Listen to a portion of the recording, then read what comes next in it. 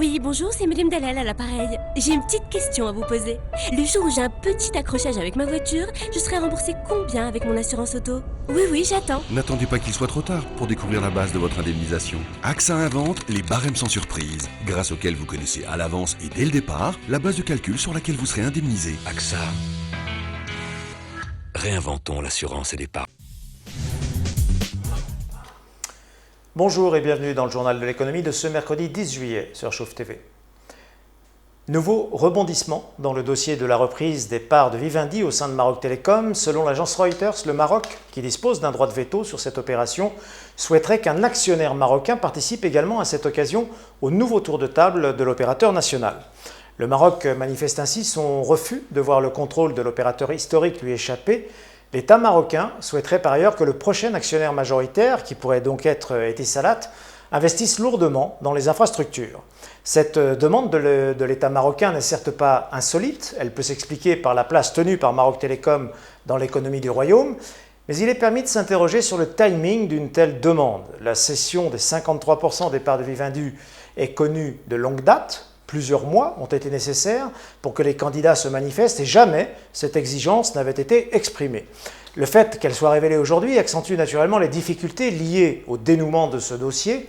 Le partenaire local, où beaucoup voient un nouveau rôle pour la CDG, le bras armé de l'État marocain, pourrait s'inviter dans le tour de table, soit en reprenant les 17% des parts en bourse, soit en faisant l'acquisition d'une partie des 30% détenus actuellement par l'État marocain.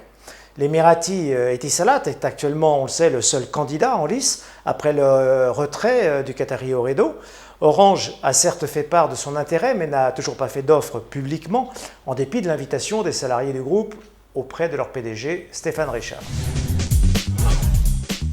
Les travaux du métro aérien de Casablanca débuteront en 2014. Le maire de Casablanca, Mohamed Sajid, vient de confirmer le lancement de la construction de la nouvelle ligne de métro, qui sera cette fois un métro aérien, en janvier 2014 pour une livraison programmée après 3 années de travaux, fin 2016.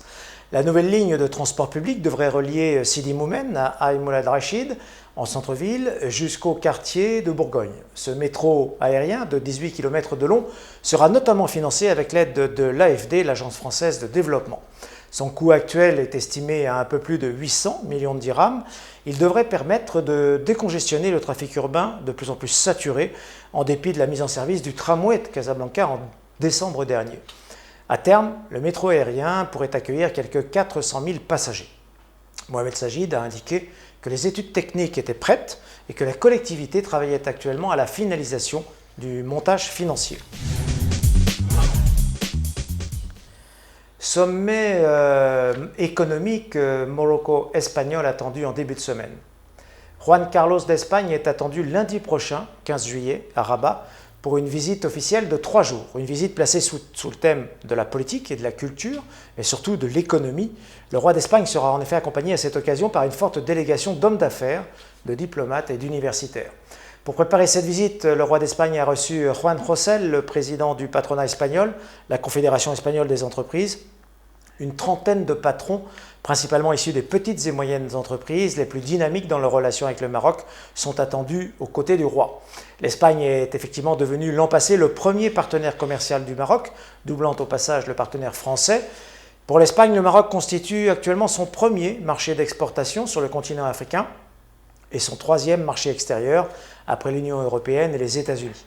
Contrairement à ce qui s'était passé lors de la visite du Premier ministre turc Erdogan, la délégation de chefs d'entreprise espagnols sera, elle, bien reçue par la CGEM pour parler affaires et coopération. Le trafic de Tanger Med en hausse de 36%. Très belle tenue du trafic du port de Tanger Med le mois dernier. Au 30 juin, en effet, le trafic a atteint 1 200 000 EVP, équivalent 20 pieds en conteneur, soit une progression de 36% par rapport à la même période 2012. Des chiffres qui traduisent l'attractivité du port de Tanger Med et surtout un retour à la productivité du port, un temps évoqué. Parmi les principaux trafics, les exportations de Renault, qui continuent leur progression à un rythme assez soutenu. À noter également que le transfert de l'activité soûtage de Gibraltar vers le port de Tanger a été particulièrement soutenu, dépassant les 2 millions de tonnes. L'Espagnol Simon International souhaite s'agrandir précisément à Tanger.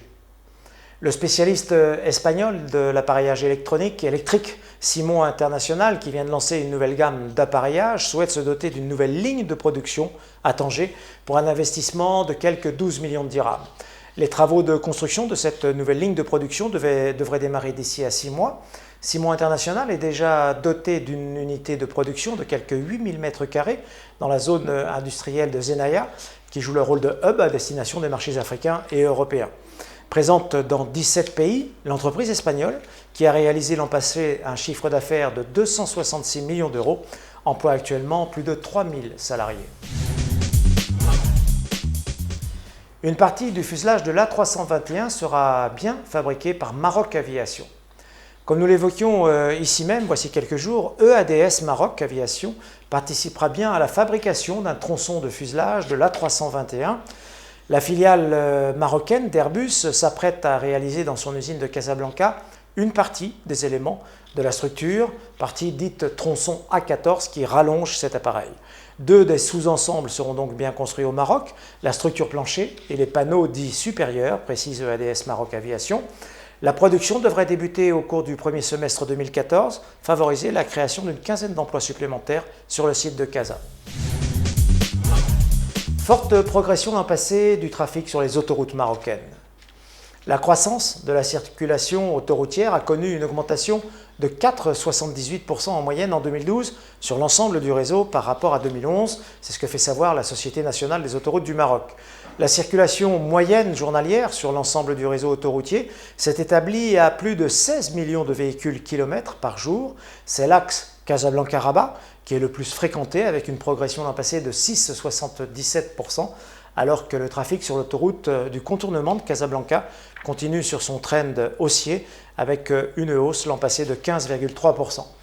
Le Maroc a d'ailleurs beaucoup investi l'an passé pour poursuivre la réalisation de nouveaux tronçons d'autoroute, 3,47 milliards de dirhams en tout, ce qui porte l'investissement global consacré par Autoroute du Maroc au programme autoroutier à plus de 42,60 milliards de dirhams à la fin de l'année dernière.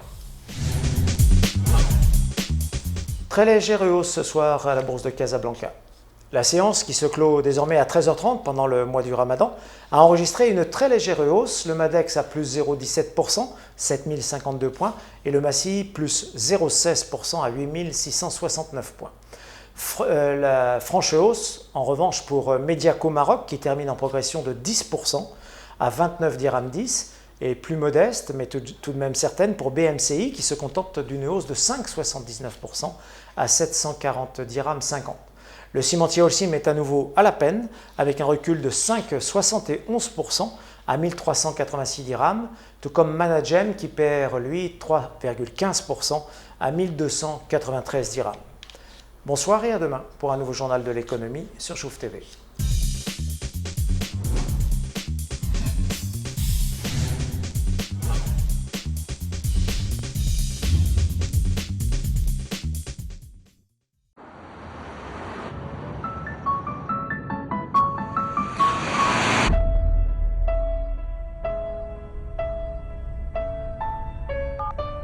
Oui, bonjour, c'est Madame Dalal à l'appareil. J'ai une petite question à vous poser.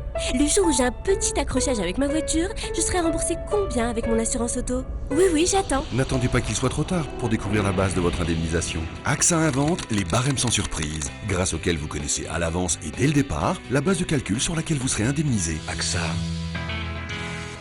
Réinventons l'assurance et l'épargne.